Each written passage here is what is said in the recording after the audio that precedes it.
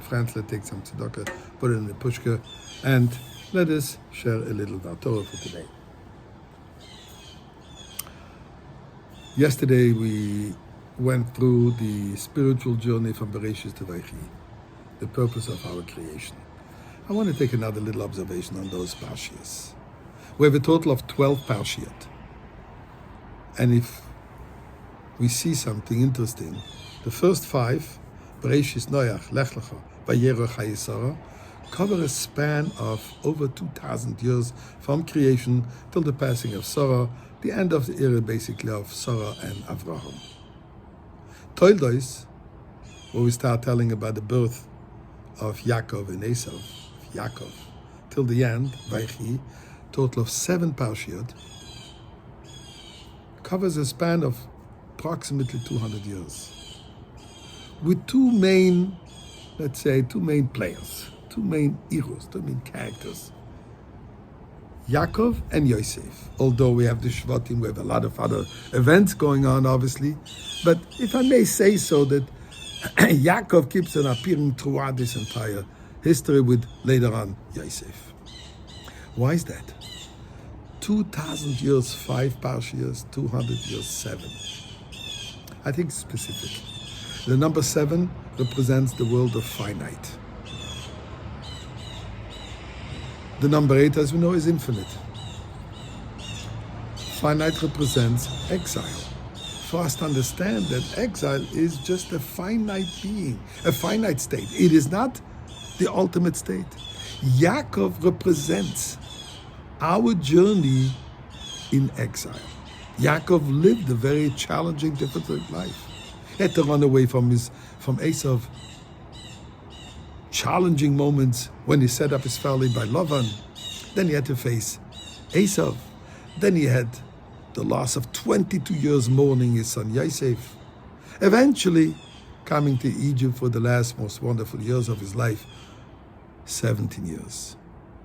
Yosef had his challenges, not appreciated, to say the least, by his brothers, thrown into a pit, sold to slavery, languished 12 years in prison for no reason, for no crime that he did. Eventually, yes, reached Viceroy. This represents our journey in exile, the Jewish peoples, the Klal Yisrael.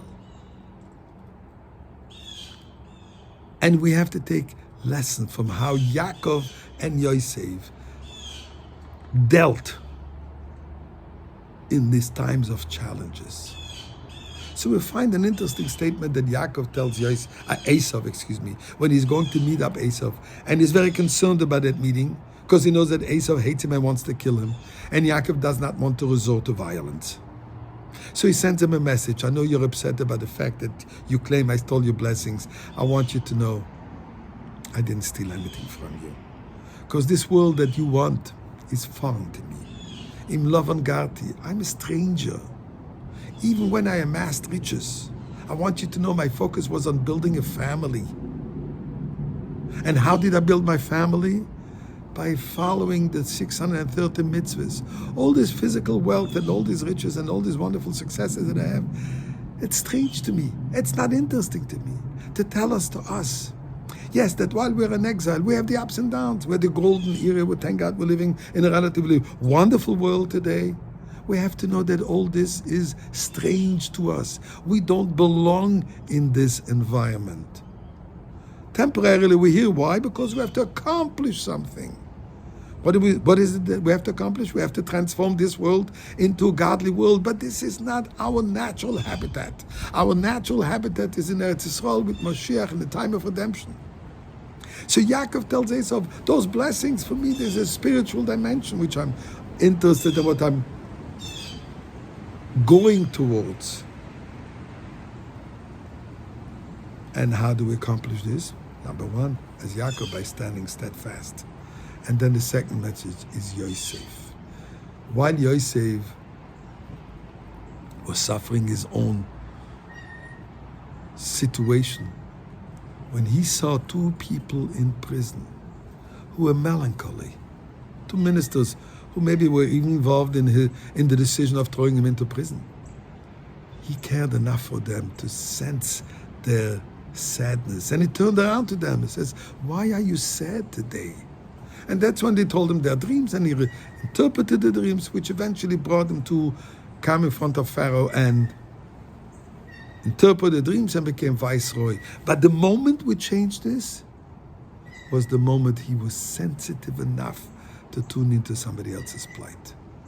That's the message of those 7 parshas. During this time of 7, we have to stand strong in our beliefs, in our commitment, and understand that we have to be living somewhere else, so to say, with a different concept, that our focus has to be on Torah mitzvahs, transforming the world, by doing it with sensitivity, with feeling toward the others. Doing so, Vaychi, we're coming to the eternal life, and may God help us. This should be today.